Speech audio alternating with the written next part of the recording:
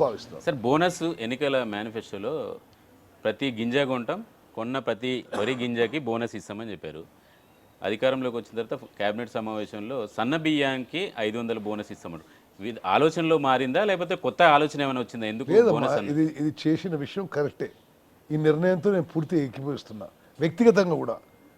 ఇప్పుడు దొడ్డు రకాలకి course గ్రీన్స్కి market తగ్గింది. దేశంలో ఇతర చోట్ల కానీ, మన రాష్ట్రంలో కానీ, విదేశాల్లో కానీ. సో మొత్తము ప్యాడీ గ్రోత్ సన్నాల వైపు ప్రోత్సహించాలనే ఉద్దేశంతో మేము చేస్తున్న చర్యలు. This is the right step to take. ఇది రెవల్యూషనరీ స్టెప్, ఇది మంచి మార్పు. ఇది మొత్తం కూడా సన్నాలు పండిస్తే దేశానికి, రాష్ట్రానికి, సమాజానికి మేలు అని చెప్పి మొదలుపెట్టాం. ఈ స్టెప్ మంచిగా ప్రోగ్రెస్ అని చెప్పి మనం అంటే తెలంగాణ ప్రభుత్వం కాంగ్రెస్ పార్టీ అధికారంలోకి వచ్చిన తర్వాత తెలంగాణ తల్లికి ఉన్నటువంటి కిరీటం పోయింది, చార్మినార్ చిహ్నం పోయింది, రైతులు కొనుగోలు పోయింది, పత్తి రైతులు ఆందోళన చేస్తున్నారు. ఈ ప్రభుత్వం వచ్చిన తర్వాత అందరూ సమస్యలో పడిపోయారు అని చేస్తున్నటువంటి ప్రతిపక్షాల ఆరోపణలకు మీ సమాధానం? తెలంగాణ తల్లి విగ్రహం అందరికీ ఆమోదయోగ్యంగా ఉంది. అదేవిధంగా కొనుగోలు విషయం గతాని కంటే చాలా మెరుగ్గా ఉంది. జనరల్గా నేను ఒక సిటిజన్గా చెప్తున్నా, ఈ ప్రభుత్వ పరిపాలన గత ప్రభుత్వానికంటే 100 రెట్లు న్యాయం అని చెప్పి నేను మనకు చేస్తున్నాను. సార్ క్యాబినెట్లో ఉన్నటువంటి మంత్రుల అందరి మధ్య సయోధ్య ఉందంటారా? 100%. అంటే ఎందుకంటే ప్రభుత్వం మీద విమర్శలు చేస్తే ఒకరిద్దరు మంత్రులే మాట్లాడతారు, సీఎం మీద విమర్శలు చేస్తే సభలు సమావేశాల్లో మీద వచ్చినటువంటి విమర్శలకి ఆయనే సమాధానం చెప్పుకొస్తాడు.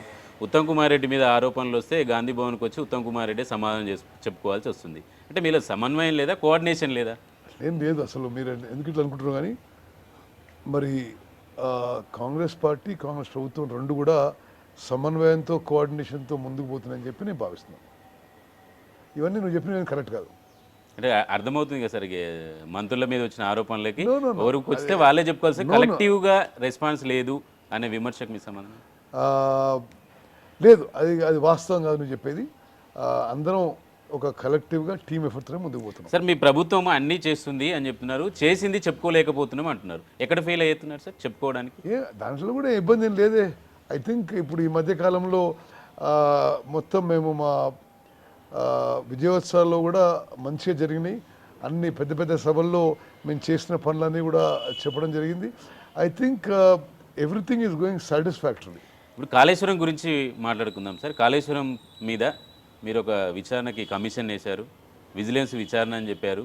విజిలెన్స్ విచారణలో ఫస్ట్ రిపోర్టో సెకండ్ రిపోర్టో వచ్చింది, దాని మీద ఒక చర్యలు తీసుకున్నారు. కాళేశ్వరం మీద విచారణ ఇంకెన్నేళ్ళు కొనసాగుతుంది సార్? చూడండి, అది చాలా అంటే మీరు లేట్ అయిపోయిందని అనే ఉద్దేశంతో అంటున్నాము. కానీ మేము విజిలెన్స్ ఎంక్వైరీ చేయించినాము, దాంట్లో ఇంటరీమ్ రిపోర్ట్ వచ్చింది, చర్యలు తీసుకున్నాము. ఇంకో నెలలో విజిలెన్స్ ఫైనల్ రిపోర్ట్ వస్తుంది. అదేవిధంగా ఒక సుప్రీంకోర్టు జడ్జి ద్వారా ఒక కమిషన్ ఎంక్వైరీ వేసినాము. వారు కూడా ఒక 2 నెలల్లో ఇస్తారని అనుకుంటున్నా ఒకే రిపోర్టు. దానికి అనుగుణంగా చర్యలు ఉంటాయని చెప్పి కూడా మనం చేస్తాం. అంటే ఇప్పుడు డిసెంబర్ 31 వరకు ఆ కమిషన్కి గడువు ఉంది, మళ్ళీ గడువు పెంచే ఆలోచన ఉంది అంటే అది ఆ జడ్జి డిసైడ్ చేయాలి. అది మేము చెప్పలేము. ఇది నువ్వు ఇంత టైంలో ఇవ్వలేదు మేము చెప్పలేము. వారికి ఎంక్వైరీ థరోగా చేయడానికి ఎంత సమయం అవసరం